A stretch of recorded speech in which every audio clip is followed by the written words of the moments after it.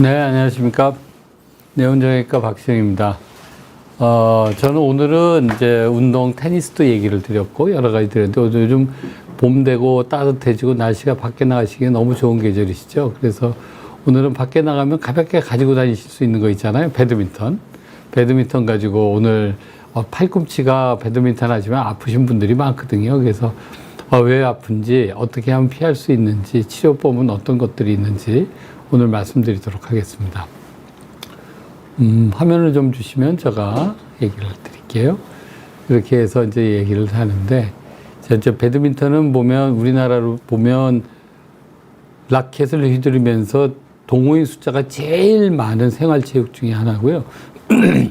부딪히는 일이 없이 상대적으로 상당히 안전한 운동입니다.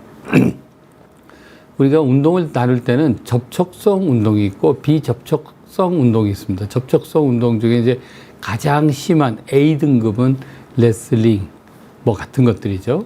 유도, 레슬링, 지난번에 강의했던 주짓수, 이런 것들은 몸이 완전히 붙어서 하는 운동이고, 그 다음에 이제 구기 종목에서 조금 부딪힐 수 있는 게 야구, 축구 같은 게 이제 부딪힐 수 있으면서 다칠 수 있는 운동이고요.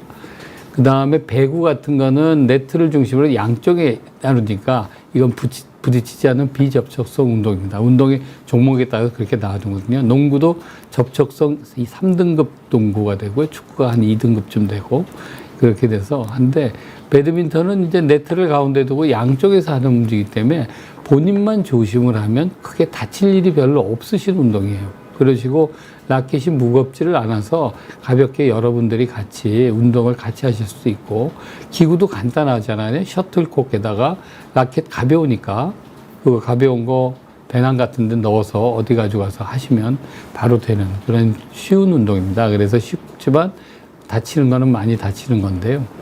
그래서 요즘은 나이 드신 분들이 이제 큰 골프공 가지고 골프 하시는 분도 있고, 무슨 골프라 그러더라? 골프 하시는 거, 큰 공 가지고 이만한 막대기 가지고 하시는 거 있잖아요. 그거 가지고 하시는 것도 있고, 한데, 많이 하시는 게,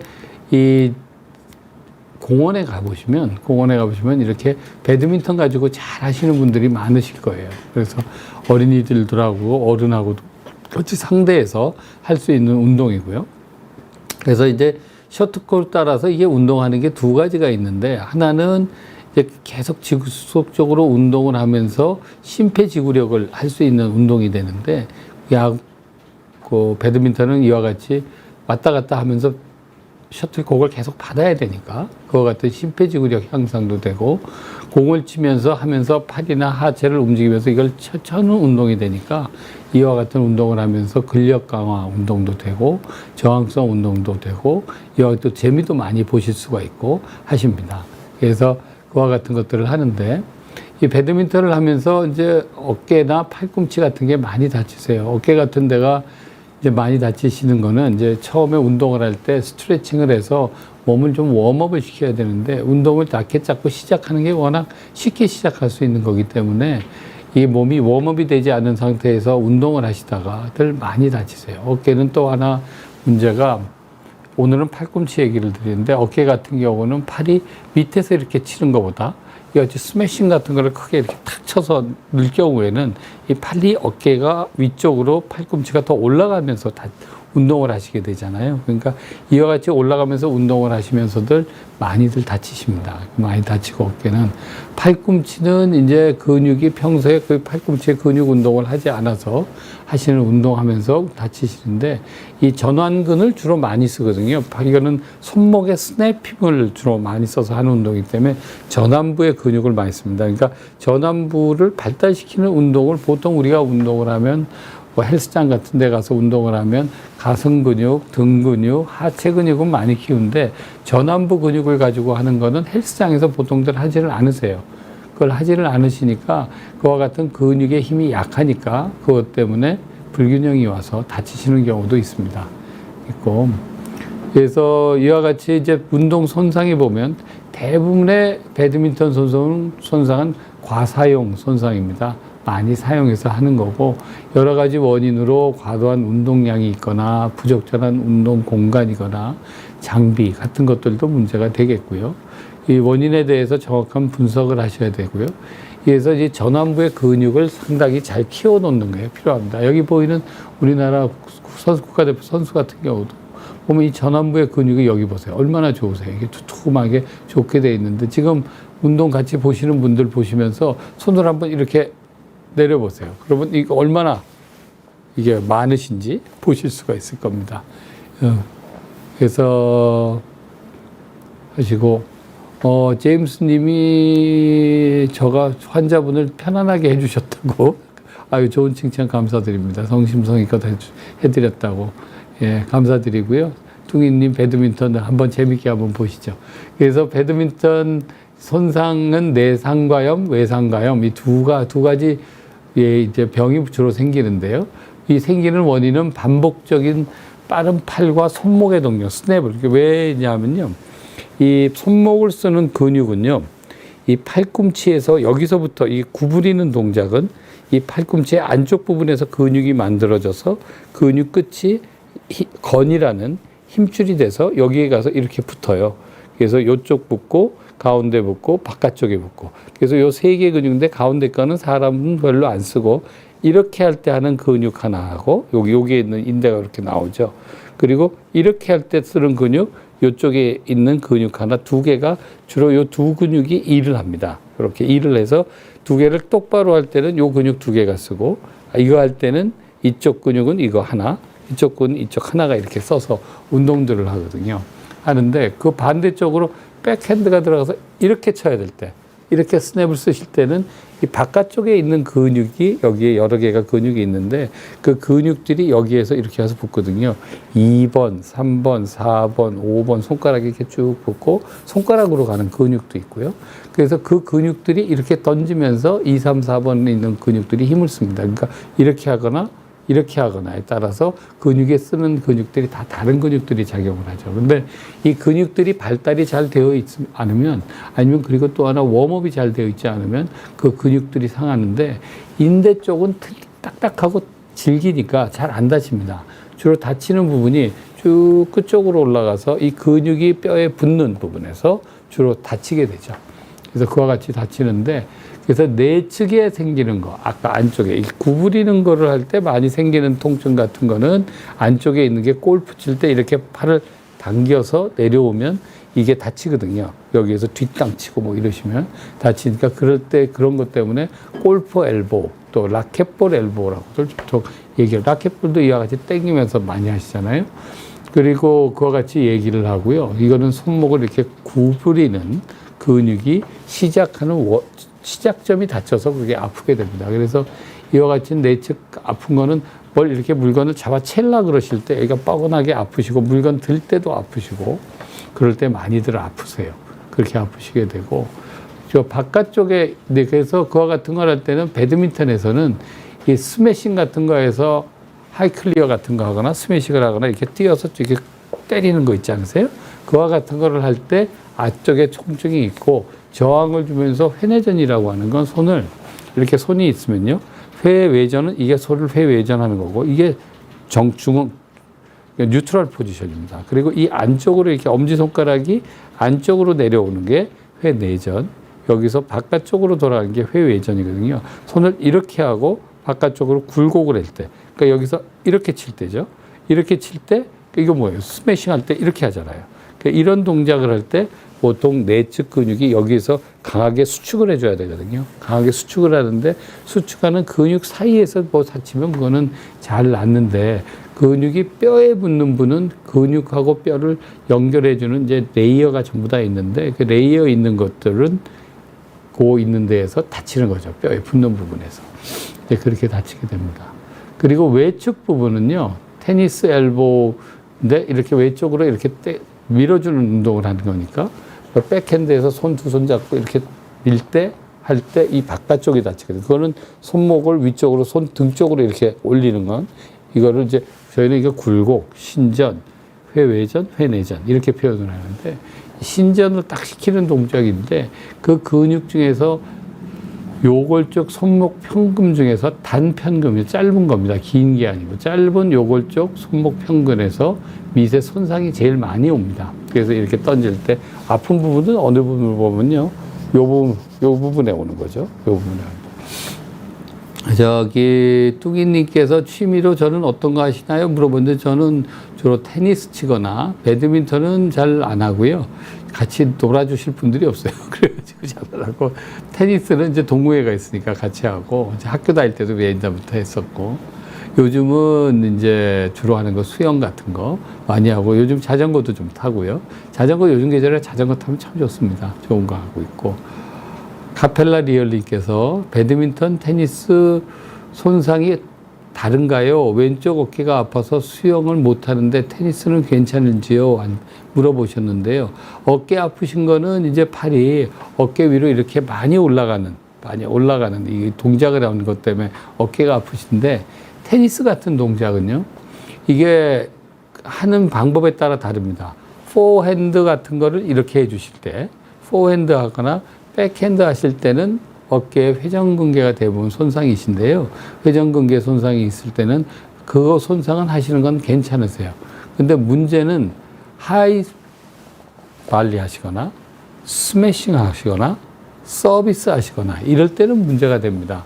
그러니까 그런 건 문제가 되는데, 그러니까 내가 이렇게 레슨 받으려고 어깨가 아픈 분들이 테니스를 하려면 스트로크 하시는 거는 괜찮으신데, 게임을 할 때 앞쪽에 쓰시는 분들 있잖아요. 복식조 하면 두 분이 있어서 복식조 앞에 하나 있고 뒤에 하나 계시잖아요. 복식조 하실 때 뒤에 쓰는 건 괜찮으신데 앞에서 쓰시는 거는 좀 안 좋으세요. 왜냐하면 테니스 할 때 앞에서 쓰면 손이 많이 올라가서 발리로 이 커트를 해내셔야 되기 때문에 이 커트하는 동작이 어깨가 많이 아프게 됩니다. 그리고 앞쪽에 있는 분들이 내려오는 볼, 로빙 오는 걸 스매싱 하셔야 되잖아요. 그러니까 스매싱하고 뭐 이런 것들이 문제가 되기 때문에 테니스 랠리는 괜찮은데 다른 동작들, 팔이 올라가는 건 좋지 않다, 이렇게 말씀드리는 게 맞을 것 같고요. 그렇게 해서 이제 외상과염은 테니스 엘보라 그러는데 바깥쪽 부분에 이 부분에 통증이 옵니다. 이 그림 보시면요, 그림 있는데 여기 보면 이와 같이 근육이 뼈에 붙는 데에서 상하죠. 실제적으로는 여기에도 상하지만 더 심한 거는 이 뼈 끝에서 하얀 게 시작되는 부분에서 주로들 많이 상합니다. 여기서들 많이 상하게 되고요. 그래서 이제 이렇게 하면 요 바깥쪽 부분, 이 부분 누르면 아픈 거죠. 여기가 눌러서 아파요. 이런 얘기들을 하십니다. 그렇게 해서 얘기를 하고. 그래서 이제 이 속력을 할 때 보통 많이 문제가 되는 게 손목 스냅 동작을 반대쪽으로 할 때 많이 펴세요.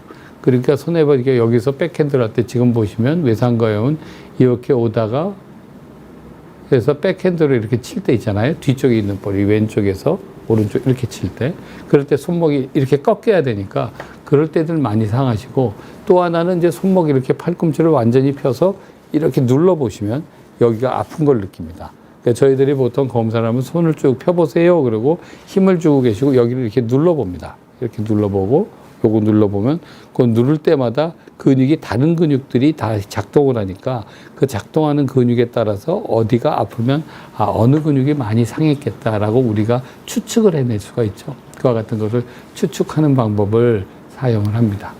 그렇게 해서 해주고 있고요. 그래서 이제 이와 같은 것을 할 때는 제일 중요한 게 모든 운동을 하실 때는 최소한 5분 정도, 10분이면 더 좋고 스트레칭 운동을 하셔야 됩니다. 전 세계에서 우리나라에서 특이한 그 모습이 있다고 하는데요. 골프장에 가시면 골프를 하면 모든 분들이 뭐 골프채를 하나 들거나 맨손을 이용해서 캐디 봐주시는 분들하고 같이 우리가 스트레칭을 하잖아요. 그건 전 세계에서 우리나라에서만 보는 것 같아요. 일본에도 제가 그런 걸 본 적이 없는 것 같고. 그런데 그와 같이 우리나라에선 스트레칭을 함으로써 연세 드신 분들이 다치는 일이 적은 것 같아요. 그래서 요즘은 스트레칭도 여러 가지 회사 같은 데에서 전문적으로 스트레칭 하는 방법, 많이 다치는 근육에 대해서 스트레칭을 해주는데 그 한 3, 4분, 4, 5분 하는 것들이 큰 손상, 그러니까 과사용 손상들 얘기죠. 같은 거, 뭐 그러다 넘어져서 다치는 거는 그걸로 해결은 안 되겠지만 많이 사용해서 다치거나 허리 같은데 그 관절 같은 것들이 스트레칭을 조금 해서 해놓으면 몸도 잘 돌아가고, 처음엔 누구나 아침에 일어나면 뻣뻣하시잖아요. 뻣뻣한 게 잘 돌아가고 하시니까 그런 스트레칭을 하는 게 참 중요합니다. 그래서 어깨가 배드민턴 같은 건 하체를 때문에 하는 앉았다 일어났다 하거나 다리 스트레칭, 무릎 펴서 하는 스트레칭도 좀 하고, 허리를 돌리는 스트레칭은 테니스는, 배드민턴은 별로 많지 않아서 그렇게 강조하지 않아도 되지만, 손목 같은 거, 이거 굳은 거 많이 풀어주시고, 팔꿈치 펴주시고, 지금 보시는 사진처럼 어깨 운동 같은 거 많이 하시는 게 좋습니다. 스트레칭은 보통 몇 분 정도 하시는 게 좋으냐면요. 짧게는 5분, 일반적으로는 전문하시는 분들은 저 같은 거는 한 15분까지도 추천합니다. 이제 15분 정도 추천하시는 거는 이제 우리가 운동을 하는데, 30분, 1시간 하셔야 되는 분들은 세게 심하게까지는 별로 안 가시잖아요. 안 가시니까 그런 분들은 30분 정도 한다 그러면 앞뒤에 5분 정도는 빼주시는 게 좋고요. 그리고 만일에 이걸 하시는 게 만일에 1시간 정도 하신다 그러면 앞에 10분, 뒤에 10분 정도는 빼서 어떻게든지 스트레칭을 잘 되도록 만들어 주시는 게 아주 중요합니다. 그렇게 하고 마지막에는 정리 운동 좀 해주시고요. 그냥 운동 끝났다고 후다닥 싸가지고 집에 가시지 말고 마지막에 그 올라갔던 거를 서서히 천천한 구보를 하신다든가 해서 조금 풀어주시고 그 다음에 오시는 걸 좋은데, 다치는 거에는요, 그 운동하시기 전에 하시는 운동이 더 중요합니다. 중요해서 정리 운동도 하시면 좋지만 준비 운동 하실 때 한 5에서 10분 정도 하시는 게 좋고요. 이제 전문가적으로 얘기를 해서 장시간 운동을 해야 되는 서너 시간 하는 운동한 분들은 보통 한 15분 정도를 얘기를 드립니다. 그래서 최소한 5분 정도 이상씩은 각 관절이 움직이고 편안하게 움직일 수 있는지 확인을 하고 조금 스트레칭을 시켜서 잘 늘어나 있게 해주고, 움직일 때 뻑뻑한 게 없는지 아픈 데가 없는지를 확인하시는 게 중요합니다. 그렇게 해서 스트레칭으로 충분히 풀어서 관절과 근육을 부드럽게 만들어 주시는 게 필요합니다. 그렇게 해서 이제 예방은 보통 이제 배드민턴 같은 경우는 우리 자기가 많이 쓰는 우세수라 그러는데, 그 우세수를 주로 사용하잖아요. 우세수를 주로 사용해서 반대편은 상대적으로 한쪽은 안 쓰는데요. 우리가 좋은 거는 운동은 양팔로 하는 게 좋습니다. 양팔에서 운동을 하는데, 예전에 이혜리사 국회의원도 하셨죠. 국회의원도 하시고 대전 쪽에서 전국구 나오다 대전 쪽에 또 나오시고 그러셨나 보다. 그렇게 하시고, 이제 체육계에도 국회의원의 티오가 한 분씩 있거든요, 당마다. 그래서 그 국회의원이 나오시는데, 국회의원도 전국구로 나오시는데, 이혜리사 분하고 요즘은 진천 선수촌이죠. 진천 선수촌인데 예전에 태능의 선수촌이 있었습니다. 태능 선수촌. 지금도 국제 빙상 경기장은 거기에 이제 워낙 덩치가 큰 거니까 옮기지를 못하고 빙상 경기장은 남아 있는데요. 이제 국제 규격이어서 남아 있는데, 태능 선수촌에서 하고 계실 때 이제 우리 같이 만나서 얘기를 하다 보니까 이런 얘기 하시더라고요. 당시 이혜리사 당시는 이제 쓰는 게 탁구잖아요. 탁구 같은데 이쪽으로 하루에 300번 연습을 하면 몸이 균형을 맞아야 되기 때문에 이쪽으로도 300번씩 운동을 당신은 하셨다 그러더라고요. 그래서 이와 같이 300번을 운동을 해서 자기는 균형을 맞췄다 그러셔서, 그렇게 양쪽을 하는 것 때문에 다른 탁구 선수보다 다치지를 덜 다쳤다 이렇게 얘기들을 하세요. 그래서 이제 운동을 할 때는 이쪽 운동을 많이 했으면 이쪽 운동도 준비 운동할 때는 같이 스트레칭 같은 걸 같이 해주시고, 근력 운동할 때도 양쪽을 같이 해주시고 하는 게 좋습니다. 그래서 주로 많이 하는 게 이제 아령이죠. 아령 가지고 이렇게 운동하셔서 지금 이 자세는 좋지 못한 자세라고 얘기를 해서 제가 가지고 나왔습니다. 원래 운동하는 건 이렇게 해야 되는데요. 어깨를 아프신 분들은 이렇게 팔을 들게 되면 이 어깨 회전근개가 상합니다. 그래서 이렇게 손바닥을 위로 해서 이렇게 드시는 게 좋아요. 여기서도 이렇게 옆으로 드시는 것도 손바닥 쪽으로 해서 이렇게 드시는 게 좋은데, 근데 이렇게 하면, 이렇게 해서 들면 삼각근이 잘 생기거든요. 근데 이렇게 해서 들면 삼각근이 예쁘게 잘 안 생기세요. 그래서 이제 좀 그렇게 운동을, 근육을 만들려고 하는 분은 그게 안 되겠지만, 그런 분들이 아니고 일상적으로 어깨가 안 좋으신 분이 아령을 써서 팔 드는 운동을 하려면 이와 같이 손바닥이 위쪽으로 와서 드시게 하면 그나마 통증 없이 운동을 하실 수가 있습니다.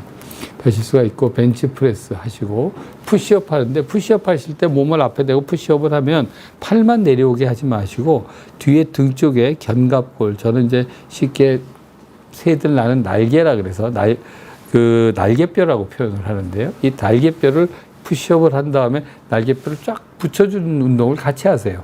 이와 같이 운동을 하면 나왔다 들어왔다 하면 등 쪽의 근육도 같이 발달이 되기 때문에 앞뒤 근육을 같이 발전을 시킬 수가 있습니다. 그래서 그렇게 해주시고, 그리고 스트레칭도 양쪽을 같이 하시고, 최소한 그 배드민턴 같이 자기가 많이 쓰는 손으로 채를 잡는 손 쪽은 꼭 스트레칭을 한번 하시고 5분 정도, 그 다음에 운동하시는 걸 시작하기를 추천드립니다. 그래서 이제 또 하나는 문제가 이게 이제 라켓인데요. 여기 여러 가지 라켓을 보여드렸는데, 라켓은 어떤 라켓을 쓰는 게 좋으냐? 자기가 쓰는 라켓이 보면 손잡이 두께가 이 손목 한 마디 정도가 이렇게 잡았을 때 겹치는 게 좋습니다. 너무 많이 겹치면요, 이게 얇으면 이게 이렇게 하면서 라켓이 잡힌 걸 힘을 너무 세게 짚게 되세요. 그래서 너무 세게 짚어서 그래서 너무 세게 짚지 않도록 손의 마디가 이렇게 돼 있는데, 우리나라 대부분 이 배드민턴 라켓이 어린이들 이제 노는 용도로 나와 있거든요. 그러니까 그런 라켓 같이 이제 문방구 같은 데서 사는 거 있잖아요. 그런 거에서 사는 라켓은 좀 얇기 때문에 그거에다가는 위에다 테이프를 좀 감아서 이게 자기 손목에 맞도록 만들어서 쓰시는 게 좋고요.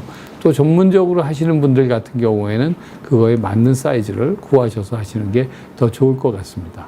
그래서 그게 한 마디 정도, 이 정도 겹치는 게 좋다라는 거를 기억을 하게 잡았을 때 꼭 기억을 하시고, 너무 짧으면 힘을 꽉 주니까, 그러면 여기가 한번 주먹을 쥐어보세요. 이렇게 꽉 주먹을 쥐면 여기 근육이 불끈 오르는 게 보이죠? 여기 근육하고. 그게 올리는 게 이렇게 잡고 힘을 주게 되면 이 근육들이 쓰이거든요. 이 밑에 있는 근육들이.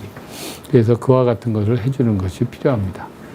그 다음에 또 하나는 문제가요. 이게 장력입니다. 장력이 언제 그냥 레저용으로 나온 거 이렇게 누르면 쑥쑥 들어가는데, 조금 전문적으로 하시다 보면 이렇게 장력되는 기구가 있습니다. 이 장력되는 기구로 측정을 하는데, 너무 타이트하게 장력이 돼 있는 경우에는 이걸 봤을 때 반발력이 많아지기 때문에, 반발력이 많아서 손목이나 아니면 팔꿈치에 손상이 올 확률이 많아집니다. 그래서 내가 팔꿈치가 좀 아프시다 하고 하는 분은 장력이 너무 센 거 쓰지 마시고 장력을 좀 느슨해야 충격을 줄일 수가 있으니까, 그와 같은 것도 그립하고 장력, 무게 같은 거 보면 아주 전문적으로 가는 거니까 그 두 가지 같은 거를 하셔서 쓰시고요. 좀 팔꿈치가 아프신 분들은 좀 느슨하게, 이게 꿀렁꿀렁 이게 눌러보면 이게 쏙쏙 좀 들어가는 그와 같은 채를 가지고 운동을 하시면 되겠고, 보통 우리 시중에서 나와서 쉽게 뭐 1, 2만 원 주고 살 수 있는 배드민턴은 대부분 장력이 낮으니까요. 그거는 크게 문제를 신경 안 쓰셔도 될 것 같습니다. 그러시고 이제 진단을 해봐야 되는데, 진단을 할 때는 이제 안쪽 부분이 아프면 이제 발에 힘을 주세요. 그러고서 여기서 이 손목을 여기를 늘려주는 근육이라고 했잖아요. 그러니까 이 손목을 이렇게 펴봅니다. 펴보면 여기가 아프죠. 이렇게 힘을 주고 당겨보세요. 그래도 여기가 아프고, 그런 검사를 할 때 통증을 유발하면서 보는 검사들을 저희들이 주로 해드리고요. 그렇게 해서 하다가 보면 이제 그게 그렇게만 보면 우리가 객관적으로 알기가 어려우니까 초음파나 MRI를 찍어서 저희들이 봐드리고 있는데, MRI는 이제 전문 장비니까 좀 얘기하기가 뭐한데, 저희가 이제 보통 찍어보는 초음파 장비입니다. 여기 지금 보면, 여기에 보면 이쪽은 좀 상하지 않은 부분이에요. 이렇게 되면서 뼈가 있는 끝자락에 요 끝까지 하얗게 힘줄이 와 있죠. 이렇게 힘줄이 와 있어요. 요거는 정상적인 힘줄이 있는 분입니다. 근데 그 환자분의 아픈 부분, 요거는 지금 많이 심한 분인데요. 우리가 뭐 측정을 한다고 금도 그어 놓고 뭐 이래 놨는데, 요 근육이 붙는 부분, 요 부분이 여기에 붙어야 되는데 여기가 끊어지셨어요. 끊어지셔가지고 이분은 많이 아프셔서 뭐 주사 뭐 10번 맞았어요. 20번 맞으셨어요. 뭐 PRP를 했어요. 재생치료 여러 가지 했어요. 뭐 이런 얘기들을 하시면서 오신 그런 분들을 보면 이와 같이 힘줄이 많이 상해 있죠. 많이 상해 있는 거는 이제 힘줄이라는 게 어떻게 돼 있냐면요. 저희가 이제 수술을 하면서 들어가서 보면, 이렇게 절개를 해서 보면 어떤 분은 힘줄이 뼈에 가서 이 붙어야 되는 부분이 똑 떨어지신 분도 있고요. 어떤 분들은 이게 떨어졌다가 몸에서 아물게 하려고 붙였다가 또 조금 또 운동하면서 또 떨어졌다가 붙었다가 하면 이 부분이 아무는 조직들이 자꾸 반복해서 생기게 되면 뭐 같은 거냐면 여러분들 뭐 말씀드리기는 뭐한데 코 푸시잖아요. 코 푸시면 코 풀면 이게 찐득찐득한 콧물 나오죠. 이제 그런 같은 콧물 같은 것들이 거기에 진한 콧물이죠. 진한 콧물 같으니 거기에 들어가 있습니다. 그러니까 그런 조직들이 들어가 있으면 아무리 치료를 해도 그 찐득찐득한 것들이 중간에서 근육이 뼈에 붙는 거를 막아요. 막으면 계속 이게 떨어져 있는 상태로거나 아니면 이게 찍 늘어난 상태. 쉽게 얘기하면 여러분들 뭐 옷 같은 거, 삼배옷 같은 거 있잖아요. 삼배옷 같은 거 좀 얇은 거 같은 거를 이렇게 찍 찢으면 어떻게 되세요? 그 어디 몇 가락은 찢어져서 찍 떨어지고 어떤 몇 가락은 붙어 있고 그러면 이렇게 됐던 게 찍 이렇게 늘어나겠죠. 이렇게 돼 있는 그런 상태가 되는 분들도 있고 심한 경우에는 그런 경우도 있습니다. 또 어떤 경우에는 이제 여기 있는 요거 지금 MRI로 석회 있는 거 보여드리려고 갖고 나왔는데 여기 보이는 요 부분이 여기 지금 석회가 이쪽에 여기 있는 건데 이쪽에 석회가 있는 건데 요 석회 같은 것들이 힘줄이 상한 데가 재생을 몸에서 시켜보려고 노력을 막 하다가 보면 이 재생이 잘 안 되면서 잘못 재생이 되는 거예요. 잘못 변성이 되니까 그런 경우들은 병이 오래 지속된 분들은 석회가 있는 경우도 있고 그렇습니다. 그래서 어떤 논문에는 그 석회가 뭐 한 70%까지 있다. 이런 외상가형, 내상가형 있는 경우인데 그거는 이제 저희들이 엑스레이에만 가지고 보는 게 아니고 초음파는 엑스레이보다 훨씬 정밀하거든요. 그래서 초음 엑스레이 그 크기가 입자가 작을 때는 엑스레이 잘 안 보이는 경우도 있고요. 기계에 따라서 또 해상도에 따라 다르니까 안 보이는 경우도 있는데 초음파는 그걸 더 장밀하게 보니까 그런 경우에는 석회가 있는 경우가 꽤 많습니다. 많지만 일반적으로는 뭐 10분 보면 한두 분 정도 석회가 있는 정도로 아주 나쁘게 나와 있죠. 그렇게 나와 있고요. 그래서 그와 같은 분들이 하면 제일 중요한 거는 쉬는 겁니다. 내일 모레 시합이 있어서 잘 꼭 이걸 가서 해야 되시는 분이 아니면 있을 때에는 한 3주 정도는 쉬어주는 게 좋습니다. 내가 이렇게 치다가 오늘 1시간 정도 이제 배드민턴을 쳤어요. 배드민턴 치고 나면 여기가 이제 뻐근하게 아파요. 그리고 보통은 하고 나서 이틀 정도 지나면 없어지면 그건 다시 운동하셔도 됩니다. 이틀 정도 되는데 한 이틀 지났는데도 계속 좀 아프시고 눌러보면 아프잖아요. 그러시면 그거는 좀 상한 겁니다. 뭔가 문제가 생기신 건데 그럴 때에는 보통 2, 3주 정도를 쉬어보시라고 얘기합니다. 쉬면 자기 몸에는 모든 분들이 자기 몸을 원래대로 만들려는 재생 능력들이 있거든요. 그 재생 능력을 이 재생이 되는 능력이 있는 거를 재생하는 시간을 자기 몸한테 허락을 하는 거죠. 허락을 해서 이게 쭉 아물게 돼서 눌러봐서 또 안 아프고 하면 그때부터는 스트레칭하고 근력 운동하고 해서 근육을 키운 다음에 운동을 하시는 게 중요합니다. 그래서 이 쉴 때 염증 반응이 심하니까 소염제 같은 걸 좀 드시고 아플 때는 그렇게 하는 게 좋고요.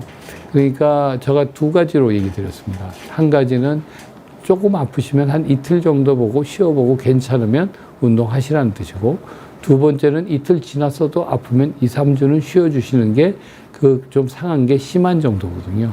그래서 2, 3주를 쉬어서 그 근육이 충분히 회복이 돼서 아물 수 있도록 재생이 돼 원래 모양대로 재생이 돼서 아물 수 있도록 기다려주는 것이 상당히 중요합니다. 해주시고 이제 그런 것들이 지속이 되는데도 계속 아프다. 그러면 이제 저는 환자분들한테 이제 힘줄이 바깥쪽에 있으면 바깥쪽에 힘줄이 지나가는 데가 있잖아요. 지나가는 데가 있는데 지나가는 거에 있는 부분에 힘줄을 잡아서 이렇게 잡아 눌러주는 거죠. 눌러서 이렇게 하면 뭐 어떻게 돼요? 이렇게 움직이면서 힘이 이렇게 팍 내려오는 이제 여기 쳤어요. 배드민턴 백핸드를 쳤으면 이거는 이렇게 칠 때 이 근육이 힘을 쓰는데 그걸 중간에서 눌러주면 이 근육이 이렇게 가면서 이게 잘 펴지지가 않는 거죠. 이게 여기 힘을 못 받게 못 받게는 안 되겠지만 덜 받게 해주는데 일을 합니다. 그래서 앉고 그래서 그런 보조기를 하고 다니시면 조금 더 운동을 편안하게 하실 수가 있습니다. 여기가 아까 초음파 얘기를 하시니까 질문을 주셨는데요. SS님께서 힘줄이 찢어져서 테니스 엘보로 1년 반 정도 아픈 상태인데 지금은 많이 좋아졌지만 일하고 나서 아침에 일어날 때 팔 근육이 욱신거립니다. 제가 아까 말씀을 드렸죠. 아침에 일어나서 뻣뻣하게 상태에서 이렇게 움직이면 뻣뻣한 게 없어지고 그걸 스트레칭 운동을 해서 관절이 편안하게 되고 관절 자체가 약간 웜업이 된다는 상태로 하셔야 된다 이렇게 얘기 드리는데 아직 그러니까 그 얘기는 완벽하게 다 좋아지지 않았다라는 뜻으로 저희가 받아들이게 될 것 같고요. 초음파로 보니 85%가 좋아졌다고 합니다. 라고 얘기를 하는데 현 상태에서 원장님이 알려주신 아령으로 근육 운동해도 되는지요? 라고 물었습니다. 그러니까 이제 초음파로 이제 한데 아령으로 운동을 하셔도 됩니다. 하시고 이렇게 운동을 했을 때 안 아프면 하셔도 되는데요. 그때 내 몸에 맞는 몸무 웨이트가 얼마인지를 확인을 하셔야 됩니다. 그러니까 처음에는 이제 물병 500cc 정도 되는 이 물병을 가지고 하시는 게 좋아요. 500이면 이거 가벼우니까 여기로 손목을 이렇게 움직여 보시고 괜찮으시면 운동을 하는데 일반적으로 팔을 어디다 대놓고 손목을 이렇게 그냥 이렇게 운동을 하시거든요. 이게 이렇게 위로 올릴 때는 바깥쪽 근육, 외상가염에 필요한 운동입니다. 이렇게 해서 이렇게 하게 되니까 이쪽에서 하게 운동을 하는데 이렇게 운동을 하면 힘줄이 좀 많이 상한 상태에서는 근육이 운동이 되는 게 아니라 오히려 더 손상이 될 수 있습니다. 그래서 올릴 때는 어떻게 하냐면요. 엑센트릭 컨트랙션이라고 해서 편심성 수축이죠. 이렇게 해서 들 때는 이렇게 들어주세요. 아령을 들어주시고 들어주신 상태에서 서서히 내리는 거는 이거 힘으로 물통 힘으로 내려가게 합니다. 그리고 다시 들어주시고 물통 힘으로 내려가시고 물통 힘으로 이렇게 한번 내려가시고 이렇게 해서 하는 거고 그다음에 안쪽이 아프신 경우에는 이렇게 해서 팔을 이렇게 들어드리고 밑으로 내려가게 하고 들어드리고 내려가게 하고 이런 식으로 해서 운동을 하시는 게 힘줄의 손상을 줄이면서 운동을 많이 하실 수 있는 방법입니다. 그래서 그와 같은 방법으로 운동을 해주셔야 더 많이 상한 것들이 없어지게 쓰실 수가 있습니다. 그래서 그렇게 운동을 해주시면 될 것 같고, 그래서 보조기 문제를 얘기를 드렸고요. 그 다음에 보시면 이제 치료는 어떻게 하느냐, 이제 아까 알려드린 겁니다. 스트레칭을 할 때 팔을 쭉 편 상태에서 손목을 굴곡하고 신천한다. 그러니까 보통은 이제 그렇게 해서 그 아까 아령으로 하는 동작이나 물병으로 하는 동작을 하기 전에 해서 이게 근육이 이제 상해에 있으면 그게 자꾸 쪼그라들거든요. 쪼그라들면 그게 더 많이 아파지세요. 그래서 손목을 위로 올려주고 내려주고 올려주고 내려주고 같은 운동을 해서 올려주고 내려주고 이 운동을 해서 일단 근육이 손상된 근육이 잘 움직일 수 있도록 스트레칭을 해놔야지 그 다음에 근력 운동도 하고 하실 수가 있습니다. 그래서 그와 같이 팔을 쭉 편 상태에서 굴곡 신청을 해서 스트레칭을 먼저 해 주시고 그리고 팔을 쭉 펴기 어렵다면 여기 가운데 있는 것처럼 이와 같이 있는 데에서 운동을 하시는데 이거는 이제 이렇게 스트레칭을 한 다음에 근력 운동을 하는 거죠. 여기다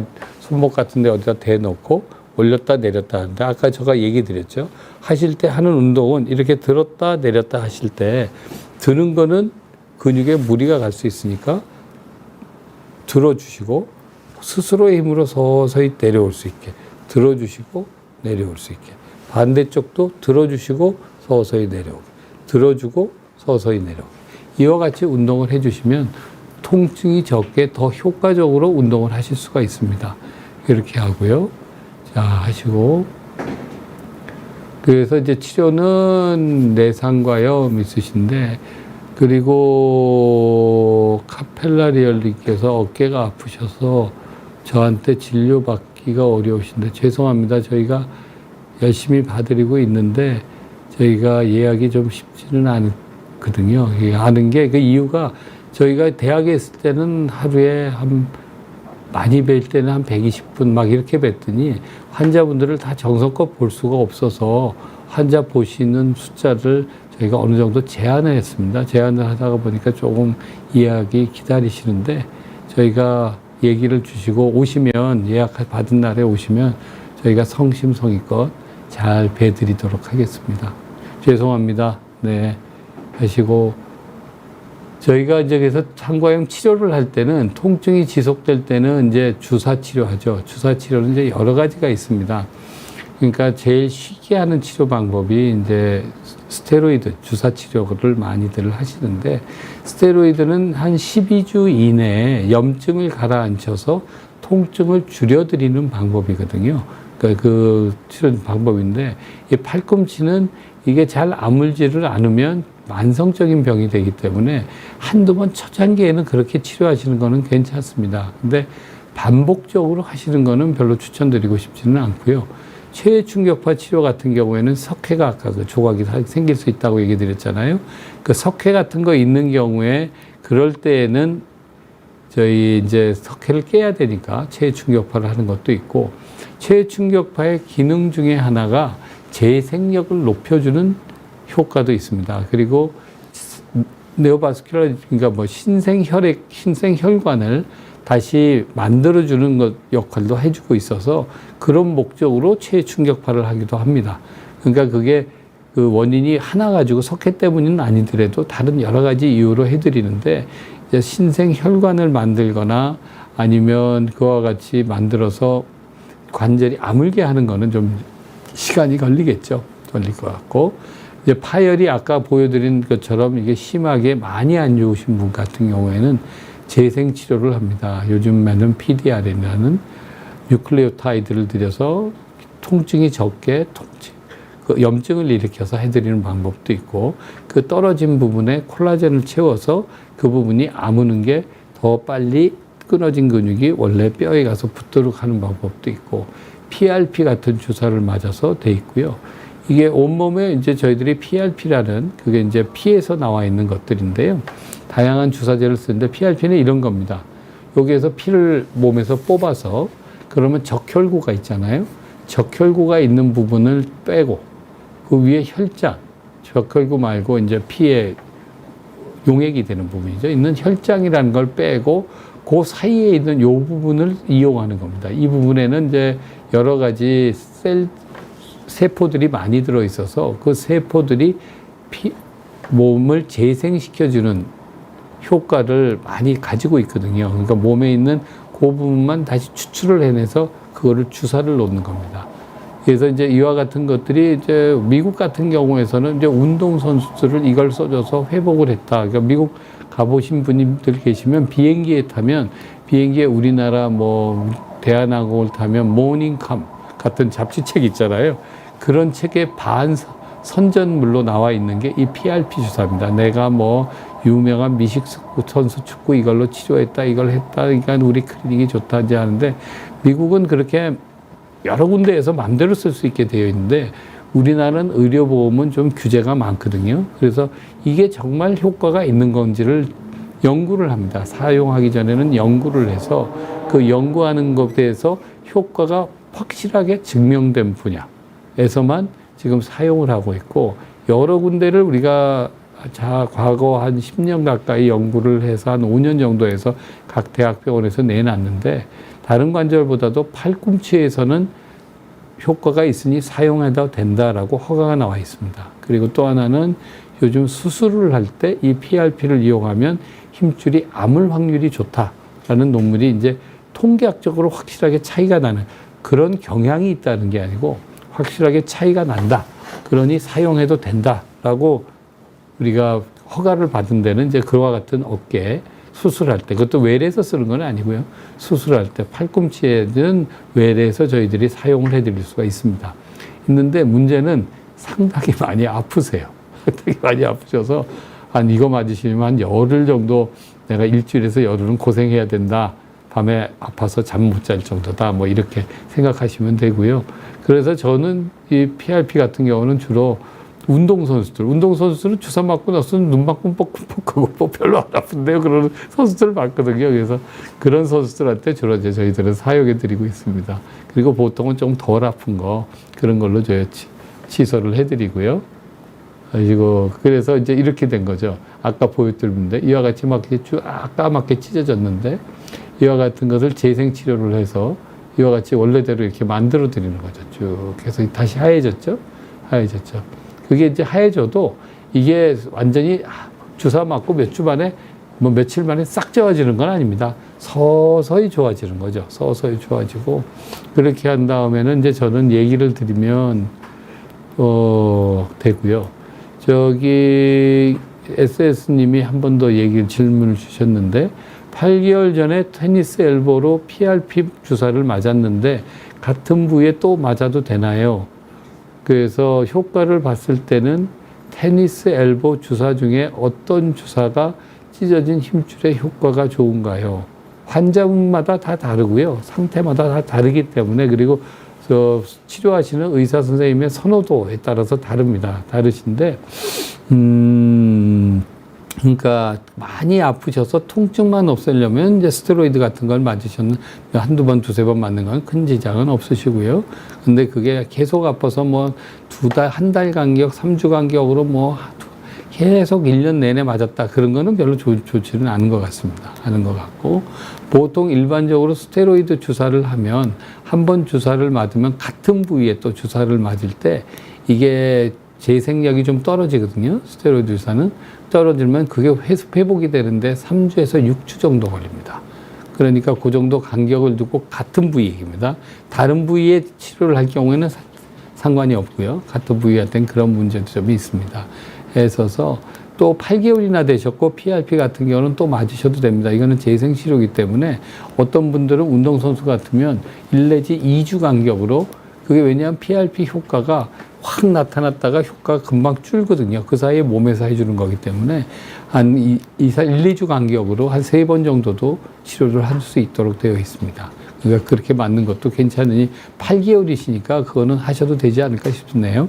네, 그렇게 해서 여러 가지 이제 재생치료법들을 우리가 치료를 하는데 그 치료를 해서도 안 된다. 그러면 이제 이렇게 치료하는 거죠. 6개월 이상 어떤 책에는 1년, 어떤 책은 6개월 정도 되는데 대부분은 좋아진다고 얘기를 하는데 안 좋아지는 경우에는 요만큼 열어서 이 끊어진 부분이 보면 여기 이제 코 같은 게 묻어 있어서 코라는 게 콧물이죠. 콧물 같은 게 묻어 있는 거를 싹 다 제거를 하고 뼈에서 피가 나와서 어떻게든지 잘 재생이 될 수 있게 만든 다음에 이거를 붙여주는 수술을 할 수가 있고 근데 이제 통증만 그러면 이거는 근력을 다시 회복을 할 수가 있는 거죠. 통증만 문제가 되면 이렇게 이제 찢어져서 너덜너덜해진 힘줄을 이렇게 아싸리 떨어지게 만들어 버립니다. 제거해서. 그렇게 해서 유지를 하면 그것만 하면 통증은 좋아지니까요. 이와 같이 관절경으로 하는 방법도 있고 방법은 이제 환자분의 상태, 운동을 앞으로 얼마나 더 하셔야 되는가 같은 것들을 모든 걸 고려해서 이렇게 이제 치료를 해드리고 있습니다. 네, 저희가 오늘 말씀드린 건 요까지고요. 그래서 팔꿈치는 제일 저희가 미리 말씀을 드린 게 중요한 게 운동을 하시기 전에는 배드민턴뿐만 아니고 모든 운동 전에는 그냥 막 휘두르지 마시고 스트레칭을 꼭 관절마다 하셔서 이게 스트레칭이 되고 이게 잘 평상시적으로 저녁에 주무시기 전처럼 움들일 수 있는 건지 그거를 꼭 확인을 한번 해보시는 게 제일 중요합니다. 그게 중요를 하고 일단 운동을 하시다가 통증이 생기시면 제가 한 2, 3일 쉬어보시라고 그랬죠. 그래서 쉬어서 괜찮으면 그거는 계속 운동을 하셔야 되는 거고 그리고 2, 3주 정도 했는데도 없어지면 그때는 좀 많이 상한 거였구나. 조심해서 해야겠다 생각하시고 하시는 운동량을 줄이시거나 운동 방법을 좀 바꾸시는 게 좋겠고 그렇게 해서도 3주가 지나서도 계속 아프신 경우에는 2, 3주 정도 지나서 아프면 가까운 근골 걷기 하는 정형외과 선생님들한테 찾아가서 보시면 도움을 받으실 수 있습니다. 그 다음에 치료하는 건 저희가 검사를 해보고 상태에 따라서 치료 방법은 지금 얘기 드린 여러 가지를 조합을 하거나 또 다른 방법들이 또 얘기 안 드린 최신 방법들도 있거든요. 그런 방법들을 사용해서 치료를 해드리게 됩니다. 오늘 배드민턴 치시는 분뿐만 아니라 라켓 쓰시는 분들한테 도움이 되셨으면 좋겠고요. 끝까지 같이 해주셔서 감사합니다. 예원정외과 박진희였습니다. 감사합니다.